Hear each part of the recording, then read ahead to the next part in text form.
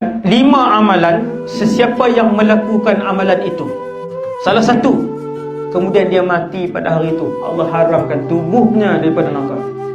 Kalau neraka sentuh pun tidak membakar. 5 amalan, sesiapa yang melakukan amalan itu, salah satu, kemudian dia mati pada hari itu, Allah haramkan tubuhnya daripada neraka.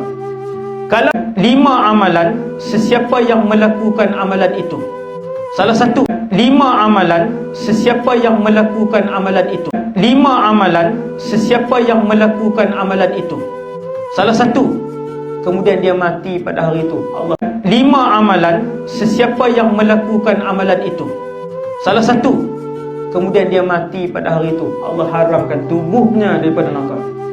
Kalau neraka sentuh pun tidak membakar. Satu, kita tengok amalan ya. Satu, kita pilihlah yang paling baik buat semua. 5 amalan, sesiapa yang melakukan amalan itu, salah satu, kemudian dia mati pada hari itu, Allah haramkan tubuhnya daripada neraka. 5 amalan, sesiapa yang melakukan amalan itu, salah satu, kemudian dia mati pada hari itu, Allah haramkan tubuhnya daripada neraka. Kalau neraka sentuh pun tidak membakar.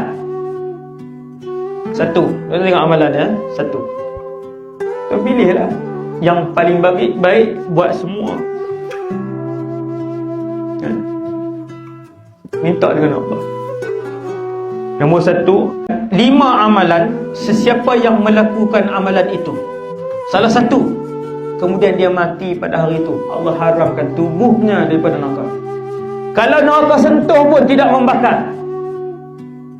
Satu, kita tengok amalan ya. Satu, kita pilihlah yang paling baik buat semua. Minta dengan Allah. Nombor 1,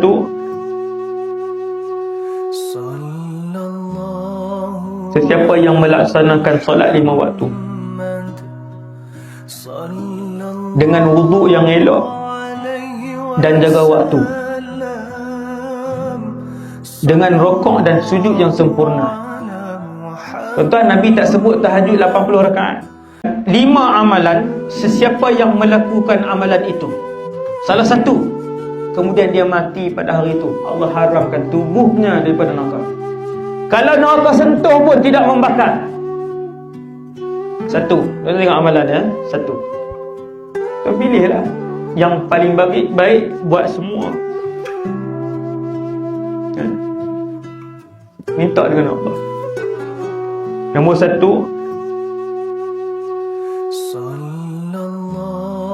sesiapa yang melaksanakan solat 5 waktu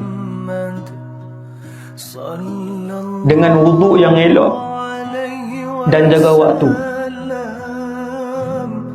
dengan rokok dan sujud yang sempurna. Tuan-tuan, Nabi tak sebut tahajud 80 rakaat. Nabi tak sebut duha 12 rakaat. Nabi kata siapa yang mampu menjaga sembahyang 5 waktu,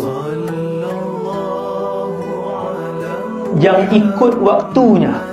Syaratnya, kalau zuhur 1,5, asar 4:40 dia, bukan 6:40.